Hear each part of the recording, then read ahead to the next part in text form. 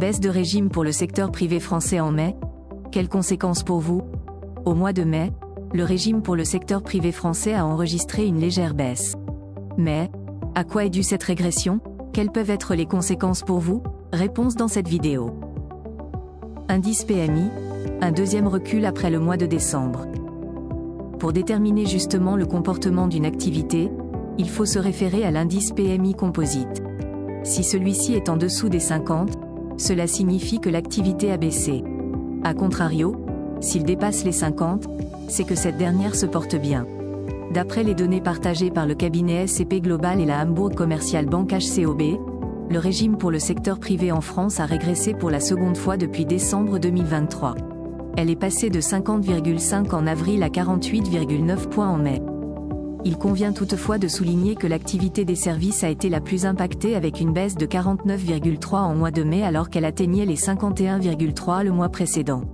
En revanche, la tendance est inversée dans le secteur manufacturier allant de 45,3 en avril à 46,4 en mai. Cela montre une légère amélioration bien que ce ne soit pas suffisant. Hausse du volume global des nouvelles affaires. Il est important de rappeler toutefois que les chiffres sont légèrement contradictoires avec les faits. Pour preuve, la demande globale pour de nouvelles affaires a enregistré une hausse notable en mai. Une première depuis plus d'un an.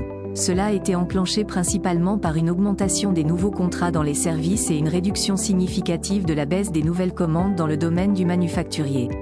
Une amélioration qui ne touche que le marché intérieur. A contrario, les ventes à l'export, elles, sont reparties à la baisse. L'emploi a également progressé même à un rythme plus lent, pour la 4e fois consécutive, grâce aux créations de travail dans le secteur des services. Toutefois, l'étude a relevé une légère diminution du travail en attente. Concernant les coûts supportés par les entreprises, ils ont connu un ralentissement en mai, jusqu'à atteindre le taux le plus bas depuis 38 mois. Pour les prix facturés par les sociétés du privé, les prix augmentent, mais plus lentement. Ce qui permet de soulager les consommateurs et les entreprises à la fois. L'Hexagone à contre-courant des autres pays de la zone euro.